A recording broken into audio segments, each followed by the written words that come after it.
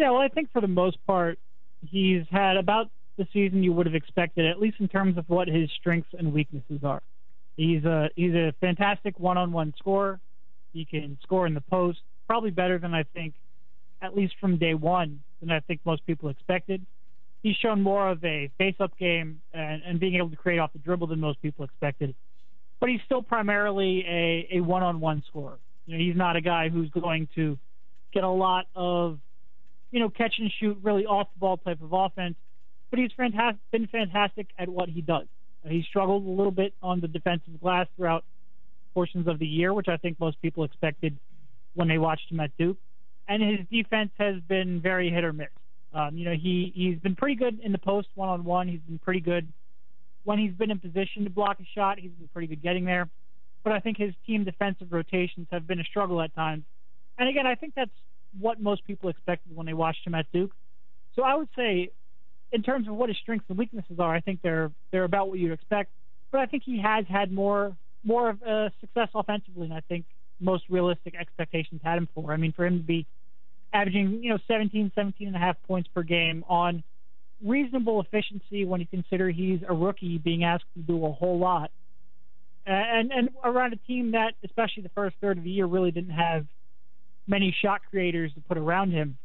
I think it's certainly been a better than expected output.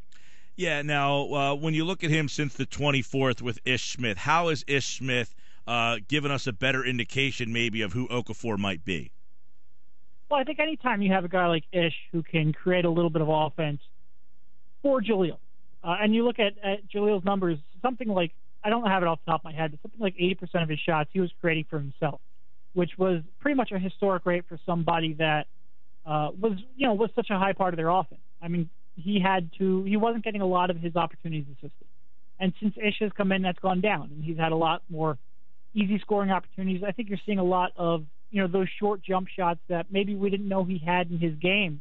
So now he's making at a high level just because Ish can get into the paint, force the defense to collapse, and really give him an open look. And I think you're seeing a little bit of potential in the pick and roll with him and Ish, where Ish, again, can get in the paint. And Ja can do a little more than I think we expected. Rolling to the hoop, he's got great hands. He can catch whatever you throw his way.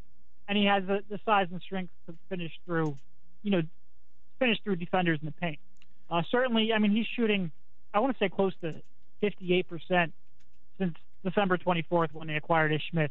His game has gone just to a completely different level.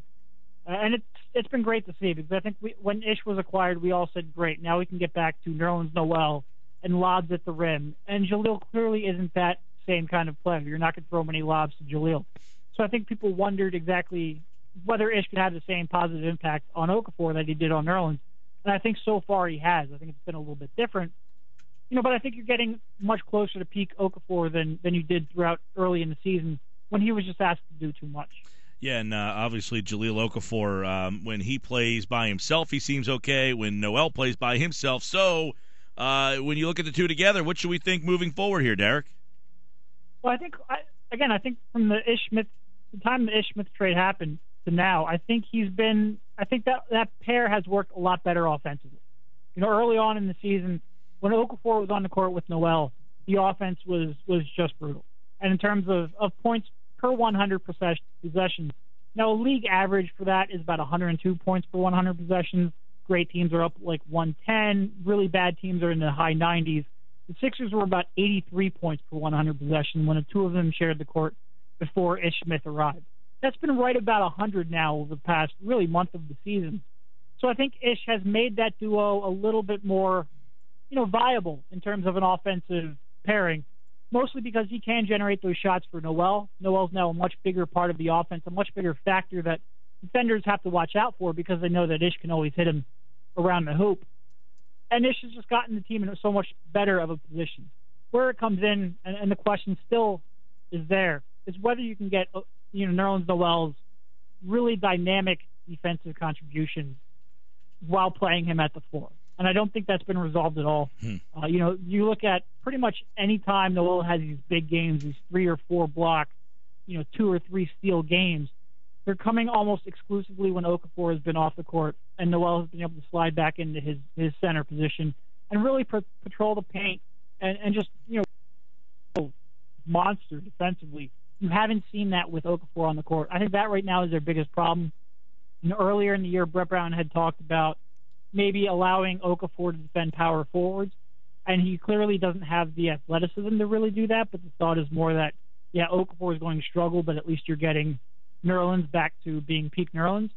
He's pretty much abandoned that now and has said that, look, Jahlil, at least at this point in his career, he can't do it physically, he can't do it athletically. So that's really the big question with the pair right now.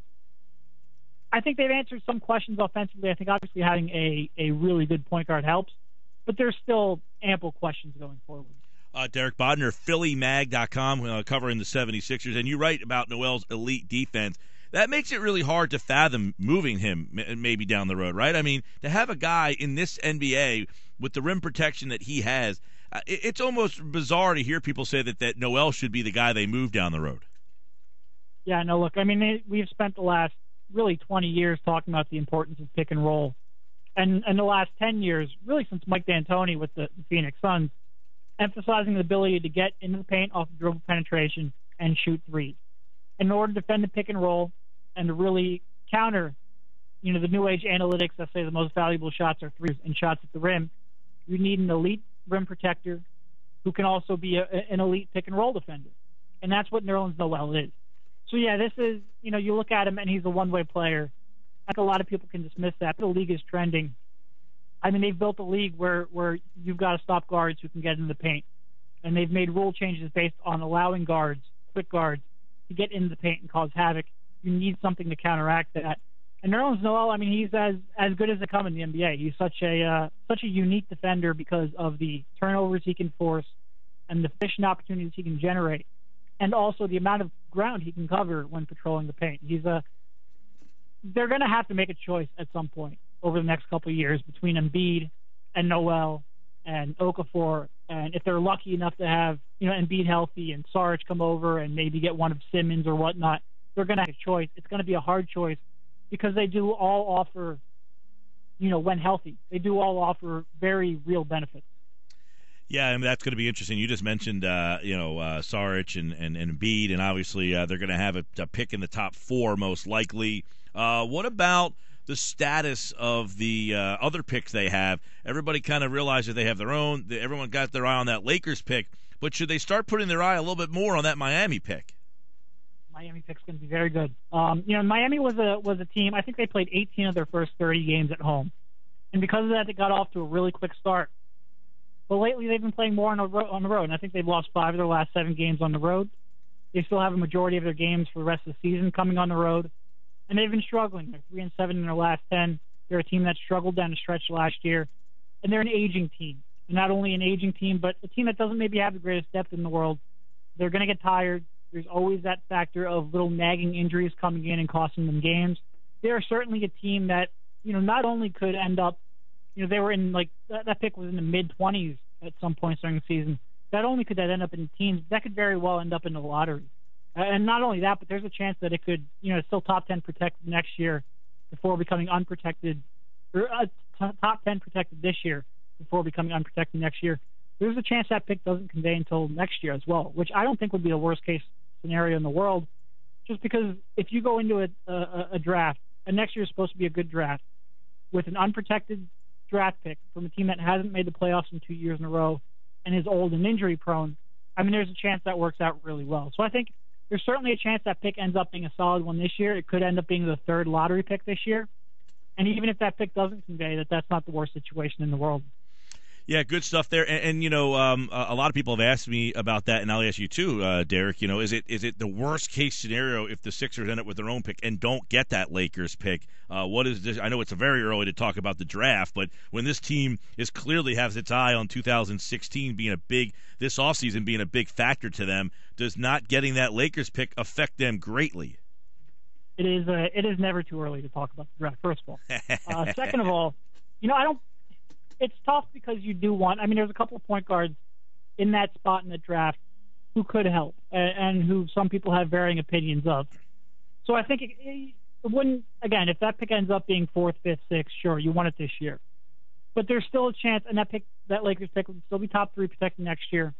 But a lot of the we'll call the 3 through 10 range of this draft is filled with big men. And that, big men that really wouldn't have a place on the Sixers team. So delaying that would be tough just because, we've been talking about delaying gratification on some of these quote-unquote assets for so long that you just want to start seeing, the remnants of an actual NBA team. Mm-hmm. So I think that would be tough just because, look, this might be a weak draft. It's loaded at the top 2, and then there's a pretty significant drop-off after that. I'd make an argument that it might be a top 3. I think there's a kid over there in Israel, Dragan Ben, extremely talented. But again, he's a big man. You're going to delay a little bit on getting that.